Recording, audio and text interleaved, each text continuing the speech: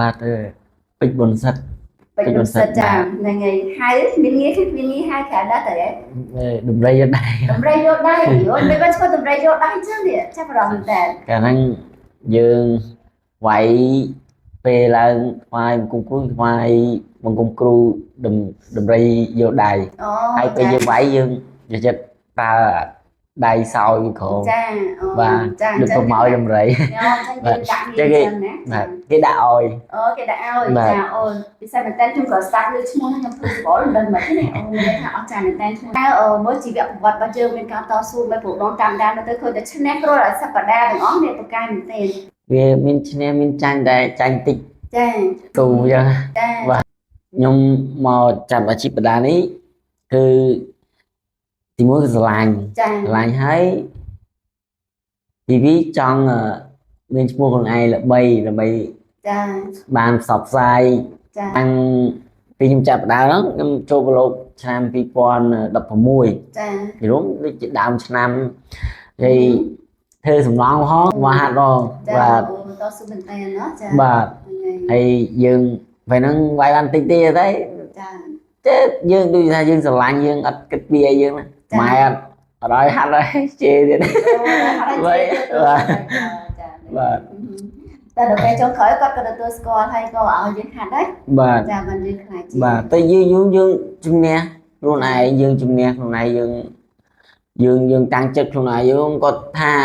អាហ្នឹងយើងនិយាយកាប់ពិតណាបងគាត់ទេទៀតជេរបាទជេរថោតែយើងវាថាយើង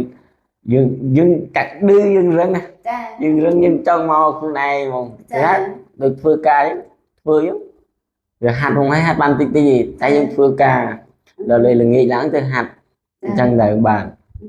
យើងតស៊ូរហូតដោយថាឃើញរៀមច្បងដូចបងកែមចង់ចាឃើញគាត់គាត់ល្បីហើយគាត់នៅខាងបាត់ដំបងដែរបាទតែខ្ញុំហើយបងគាត់នៅបាត់ដំបងតែនៅចិត្តនៅស្រុកនៅខេត្តមួយគ្នាដែរបាទហើយរមើលកន្លែងគាត់ហាត់កន្លែងគាត់ហ្នឹងវាដំបងឡើយបាទដល់ក្រោយមកទៀតបានចូលទៅលោកគ្រូសនលិតតមកបានមកលោកគ្រូពេជ្រផាន់ក្រោយគេបាទសិនតែលោកគ្រូបកាយល្បីណាហើយសំខាន់គាត់បកាយស្រាប់ហើយគាត់បង្ហាត់ឲ្យយើងហើយយើងខ្លួនឯងក៏បកាយជាជាតស៊ូយើងបណ្ដាលនេះយើងតស៊ូអំណត់ហើយមួយទៀតយើងមិនធំតែប្រើកម្លាំងកាយយើងត្រូវប្រើបេះដូងផងប្រើបេះដូងបាទឆន្ទៈយើងប្រើបេះដូងឆន្ទៈរបស់យើងតែយើងបើយើងស្រឡាញ់យើងច្បាស់យើងត្រូវតែអាហ្នឹងយើងបើកបេះដូងទទួលយកវាថាព្រោះវាមានវាកលាអាជីពនឹងមួយវាយើងត្រូវត្រៀមចិត្តទទួលយកហើយវាមានបែកមានបាក់ដែលយើងមើលអត់ឃើញហ្នឹងបងអញ្ចឹងយើងត្រៀមចិត្តត្រៀមកាយឲ្យហើយអញ្ចឹងទៅហើយមួយទៀតផ្ដាំតែលោកពុកម៉ែបងប្អូនខ្លះគាត់មានកូនអីចឹងឃើញគាត់ដេញឲ្យកូនមហាត់ពេលកូនមហាត់ដល់ពេលកូនមានបញ្ហាអីចឹងទៅបែរជាបន្ទោសគ្រូវិញបន្ទោសគ្រូហើយថាគ្រូអត់ចេះមើលចេះអីចឹងទៅប៉ុន្តែហើយអាជីពបដាហ្នឹងមិនមែនយើងទៅឡើងច្រៀងណាយើងត្រូវត្រៀមចិត្តទៅ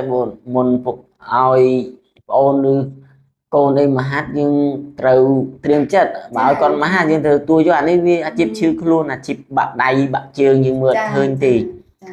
មុននឹងយើងមកចូលវឹកហាត់ត្រូវតែត្រៀមចិត្តហើយយើងឲ្យមុតនិយាយរួមបើសិនតែអាជីពដាល់ណាបើថាក្មេងៗឲ្យទៅដាក់ចិត្តណាស្រឡាញ់ពិតប្រាកដណាអត់យូរទេហើយគុណខ្មែរឥឡូវល្បីទៀតល្បីព្រោះឥឡូវខ្ញុំអាចនិយាយបានថាចង់ជាងដុល្លារទៀត